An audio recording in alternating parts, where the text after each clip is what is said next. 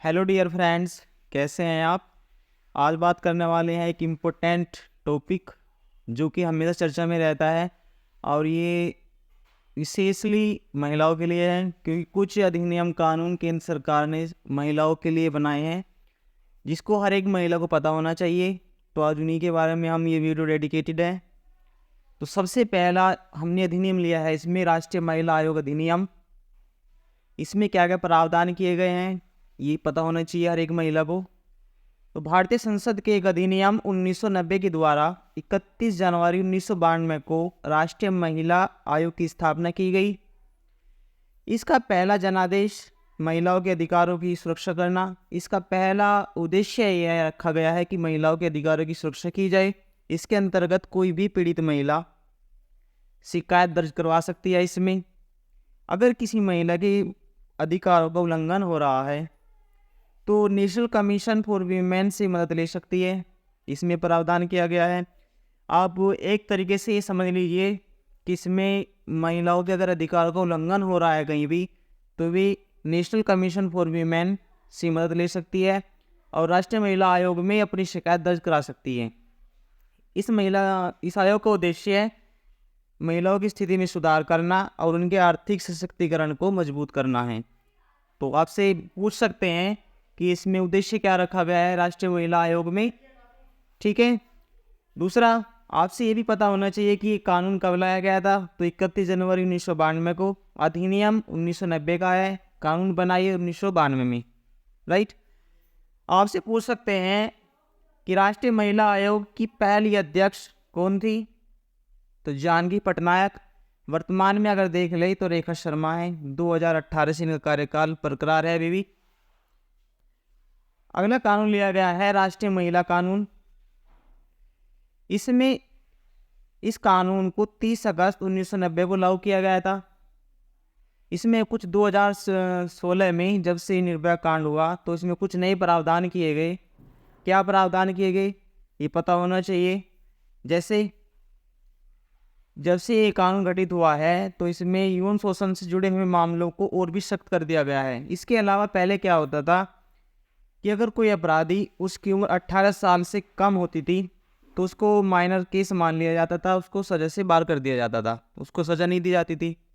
लेकिन जब से निर्भया कांड हुआ है तो इसको शक्ति दी गई है। इसमें बताया गया है कि अगर अपराधी की उम्र 16 से 18 वर्ष है तो उसे भी सजा सुनाई जा सकती है। ठीक है, पता होना चाहिए इसको भी। 2016 के बाद अगर कोई व्यक्ति किसी महिला का पीछा करता है तो वह कानूनी अपराध माना जाएगा। इसके तहत महिला ऐसे व्यक्ति के खिलाफ शिकायत दर्ज कर सकती है। तो ये भी इम्पोर्टेंट जानकारी पता होनी चाहिए हर एक महिला को। देख लेते हैं आगे। तीसरा कानून लिया है POCSO act. Very very important. POCSO act मतलब protection of children from sexual offence act. इस कानून को 2012 में लाया गया था। इसके तहत बच्चों के साथ होने वाला यौन शोषण एक अपराध है। यह कानून 18 साल से कम उम्र के लड़के या लड़कियों दोनों पर लागू होता है। देखते हैं आगे। चौथा हमने लिया है दहेज निषेध अधिनियम 1961। इस कानून को 1 जुलाई 1961 में लागू किया गया। इसमें 2 सेक्शन आते हैं। सेक्शन 3 इसमें बताया गया है कि दहेज लेना और दहेज देना कानूनन अपराध है और इसके तहत 15,000 रुपये तक जुर्माना और 5 साल तक की सजा सुनाई जा सकती है। चौथा सेक्शन इसमें कहता है कि दहेज की मांग करने पर 6 महीने और 2 साल तक की सजा हो सकती है। अगर कोई दहेज ले रहा है या कोई दहेज दे रहा है तो उसके लिए कानून अपराध है। 15,000 रुपये तक का जुर्माना और 5 साल तक की सजा। अगर कोई दहेज की मांग कर रहा है इन डिमांड तो उसके लिए 6 महीने से 2 साल तक की सजा हो सकती है। देख लेते हैं आगे। अगला कानून लिया है हमने भारतीय तलाक अधिनियम 1869 1869। भारतीय तलाक अधिनियम 1869 की धारा 10A के अनुसार जोड़े को कम से कम 2 साल के लिए अलग रहना होगा। इसमें कुछ प्रावधान किए गए हैं, ये पता होना चाहिए कि महिला पुरुष शादीशुदा को कम से कम 2 साल के लिए अलग रहना होगा और जोड़े को केवल यह बताना होगा कि इस अवधि के दौरान पति पत्नी के रूप में नहीं रह रहे हैं। ये बताना होगा कोर्ट के सामने कि वे दोनों अलग अलग रह रहे हैं। इसमें क्या गया है कि जोड़ों को 1 वर्ष से अधिक तक समय अलग रहना चाहिए। जोड़ों को यह साबित करने में सक्षम होना चाहिए कि वे एक साथ रहने में सक्षम नहीं हैं।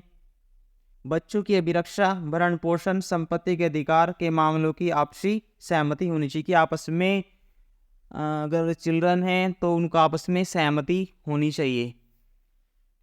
देख लेते हैं आगे क्या लिया गया है इसमें।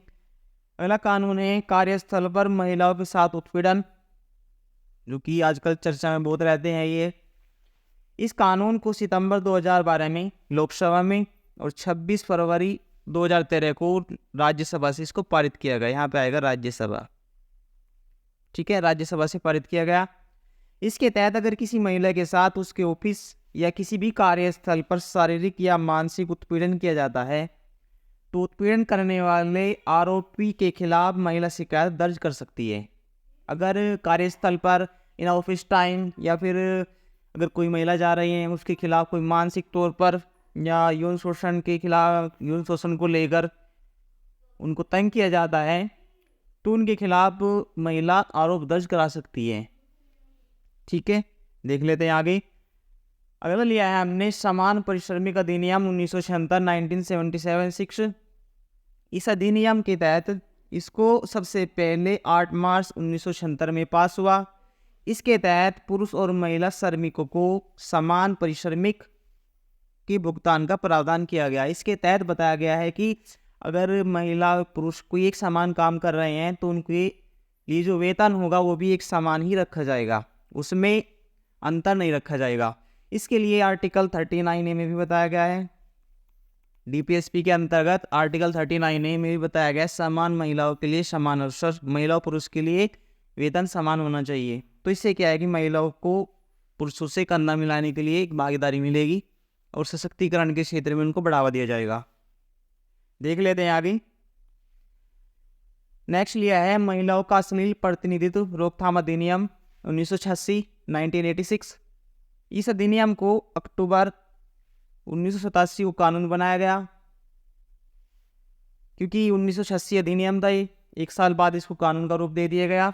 इस अधिनियम के विज्ञापन माध्यम से प्रकाशनों, लेखन, चित्रण, आवृत्ति या अन्य तरीकों से महिलाओं के अशोभनीय प्रतिनिधित्व पर रोक लगाता है। जैसे आप वो मैगजीन्स देते हैं ना, डर्टी मैगजीन्स, एडल्ट मैगजीन जो आती है और न्यूज़पेपर्स वगैरह, तो ये कानून पर रोकथाम लगाता है और कानून अपराध में घोषित करता है। देखते हैं आगे। अंतिम लिया गया है इसमें मैटरनिटी लॉ अधिनियम, वेरी वेरी इंपॉर्टेंट, 1861 1861 में क्या बताया गया है कि यह अधिनियम महिलाओं के रोजगार और कानून द्वारा अनिवार्य मातृत्व लाभ को नियंत्रित करने के लिए बनाया गया है। इस कानून के तहत हर कामकाजी महिला को 6 महीने के लिए मैटरनिटी छुट्टी या लीव मिलती है। 2017 से पहले इसको 3 महीने किया गया था, 2017 से ही किया गया 6 महीने। 2017 से पहले अगर बात करें तो 2017 से पहले इसका टाइम पीरियड था 3 महीने का, 2017 के बाद होगा 6 महीने, पता होना चाहिए ये भी। इस दौरान महिलाएं पूरी सैलरी पाने की हकदार होती है। यह कानून हर सरकारी और गैर सरकारी कंपनी पर लागू होता है। मान लीजिए अगर किसी महिला की डिलीवरी हुई, तो अगर वो किसी सरकारी या प्राइवेट कंपनी में जॉब करती है तो उसके लिए अब वर्तमान में देखें तो 6 महीने तक की मैटरनिटी छुट्टी अलाउ होती है और उस दौरान 6 महीने का उनको वेतन, कंप्लीट वेतन मिलता है बिना किसी कट के। 2017 से पहले 3 महीने की लीव मिलती थी, लेकिन इसको बढ़ाकर कर दिया 6 महीने। इसमें क्या कहा गया है कि अगर एक महिला कर्मचारी जिसने एक कंपनी में प्रेगनेंसी से पहले 12 महीनों में कम से कम 80 दिनों तक काम किया है, 80 दिनों तक मतलब आप देख लीजिए करीब 3 महीने तक काम किया है, तो वह मैटरनिटी लाभ पाने की हकदार होगी। तो ये हमने लिए हैं इम्पोर्टेंट कुछ कानून, अधिनियम्स जो हर एक महिला को पता होना चाहिए। अगर आपको ये वीडियो अच्छी लगी है तो वीडियो को आप लाइक करें, शेयर करें, कमेंट करें और हमारे चैनल को सब्सक्राइब करें।